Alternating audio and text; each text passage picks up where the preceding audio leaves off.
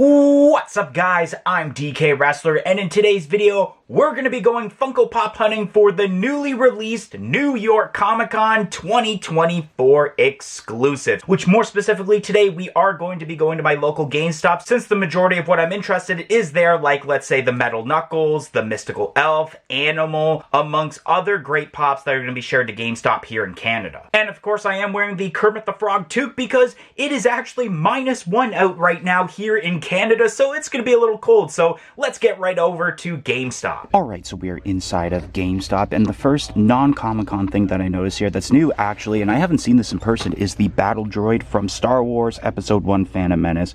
Really cool to finally see this in person. I believe, if I'm not mistaken, there were some error ones made where I think the eyes were yellow or there's like some stripes on it, so I don't think this is it, but pretty cool to still see this in person. Something else that's new here that I noticed are the new Sesame Street Pops with the Alistair Cookie Monster, Elmo with Tango right there, and then right here we have the first ever Funko Pop of Abby Cadabby, so that's really awesome. Really awesome that she did get a Funko Pop for this set. And then right here we do have the Star Wars Dark Side Pops, including Count Dooku, Darth Maul, Emperor Palpatine, and the like silver patina, or not silver, bronze patina look of Kylo Ren, which I believe is normally a Funko Shop exclusive, or it's a Target, I can't exactly remember.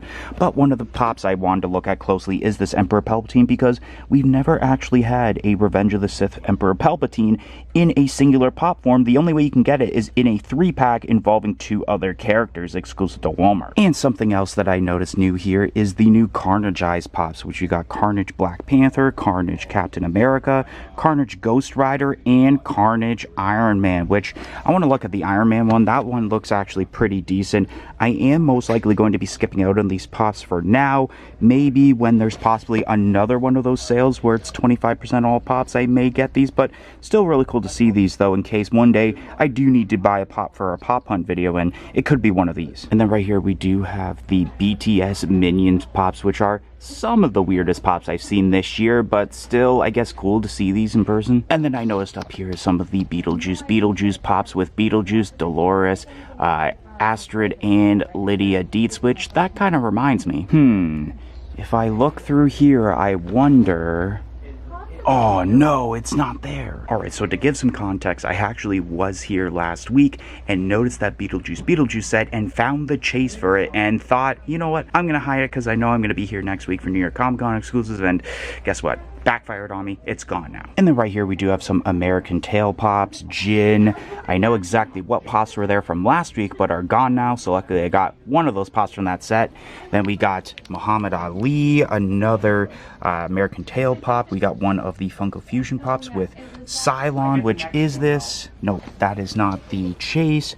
We got ourselves Cheer Bear, we got the Braveheart Lion, some of the Yellowstone pops, and then some other pops that have definitely been here for quite a bit. And then here is a different shelf with a ton of different Funko Pops right here, one of them being the Kerrigan from StarCraft, and then one of those Sherbert Surprise Pops of Stranger Things with Robin. And then what I notice here is the Chocolate Willy Wonka, which is a scented pop, so I wonder how, I guess, chocolatey it actually smells. And as we are looking at some of the deluxe pops, you can see right there that there is the selection of the New York Comic Con exclusive pops right there. Let's see if I can get a zoom in. Right there, there is a sneak peek right there, which I do see Mystical Elf, so it's likely we are getting that. And there is the Dialga and the deluxe pops of Buggy the Clown from One Piece. And once again, there is a closer view of all the GameStop Canada shared Comic-Con exclusive pops. And before we show off everything we got over at GameStop, I thought I would check out the Funko Shop website, considering that not only did they have the exclusives also, but there is, of course, the Canadian version of the Funko Shop website that we can actually look through, and it does show on here that they do have the New York Comic Con exclusive shared. I wonder if it's every one that is shared to the Funko Shop, so let's take a look at all of the exclusives. We still have the Biddy Pops available, and we do actually have the Headless Freddy that is sold out, and I did mention on the podcast that would have released yesterday on the channel that I was predicting that this was going to sell out. We still got the Batman Who Laughs, Supreme Leader Kylo Ren, the 10-inch Dialga, which we did see at my local GameStop, is sold out on the website. The Matatabi is sold out.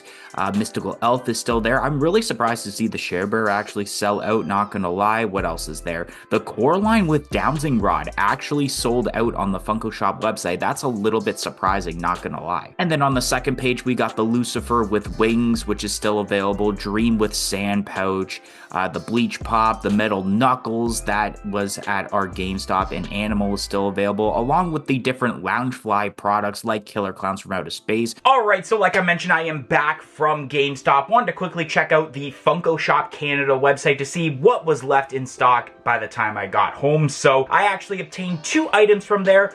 One of them being a New York Comic Con exclusive, and one of them actually being not a Comic Con exclusive, something that I actually got last week while I was at GameStop, and I kind of alluded to it at some point during the video. And the first pop I'm showing off is the Cornholio from Beavis and Butthead, number 1593 in the Pop animation, or actually Pop television lineup, excuse me, with that Beavis and Butthead logo. There's the pop art form of Beavis as obviously the great Cornholio. I need TP for my bunghole. The name Cornholio, and there is a front view of the pop. Looks absolutely awesome. As you guys may know, I was trying to look for this back when we were doing the Hot Topic Hot Cash Funko Pop Hunt, but couldn't obtain it there. Then for the side view of the box, there is the first one with a little bit of a side view of the way that his nose is and his mouth for this pop, and especially the t-shirt being pulled up because that's how the great Cornholio is. And then there is the side view of that box, but then on the back of this new wave of Beavis and Butthead pops, we do have the entire wave. I do like the background where it's basically the wall you normally see inside the house of Beavis and Butthead, where it's not exactly in the greatest condition. There's some cracks that need some fixing, but then there is the wave that it's a part of. Of course, the pops that I were alluding to that I seen last week but were gone were these 2 Butthead and Beavis Burger World outfit pops, and then I seen Cornholio, but knew that last week, even though I was coming back the following week, I had to get it there because I've been wanting a pop of the great Cornholio for such a long time, and now we finally have it here. And it was kind of one of those, I guess, FOMO moments of I need to get it or else I miss out on it, and I guess that would be the case because the other Beavis and Butthead pops were gone, so obviously this one would have been gone along with it had I not got it last week. And of course, the second pop I got is the New York Comic Con exclusive Mystical Elf from Yu-Gi-Oh! And there is the top part of the box, pop animation number 1692 in that lineup, pop art form of Mystical Elf.